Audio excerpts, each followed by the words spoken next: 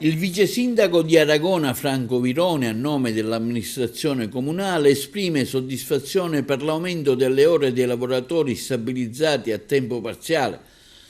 L'amministrazione comunale di Aragona compie così un ulteriore passo avanti sul fronte del lavoro e dei servizi ai cittadini. Con la recente deliberazione di giunta è stato approvato l'aumento dell'orario settimanale per i lavoratori stabilizzati a tempo parziale, che passano così da 21 a 26 ore. Questo risultato, ha dichiarato il vice sindaco di Aragona, Franco Virone, è frutto di un'attenta valutazione delle condizioni economiche e giuridiche dell'ente. L'incremento delle ore consentirà non solo di offrire servizi comunali efficienti e tempestivi, ma rappresenta anche una boccata d'ossigeno per le buste paga dei lavoratori. È un segnale concreto di attenzione verso chi ogni giorno, con impegno e professionalità, garantisce un buon funzionamento della macchina amministrativa.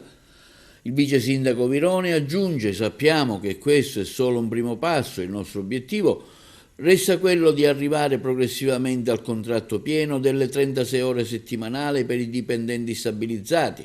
Il vice sindaco ha inoltre ricordato che dopo la recente approvazione della delibera che consente la progressione di carriera ai lavoratori in possesso dei requisiti, l'amministrazione di Aragona è al lavoro per chiudere definitivamente la piaga del precariato ad Aragona attraverso la stabilizzazione degli operatori ASU. Tutti gli uffici comunali interessati, conclude Virone, stanno operando con grande impegno e senso di responsabilità per portare a termine questo percorso. A loro va il sentito ringraziamento dell'amministrazione comunale di Aragona e della cittadinanza.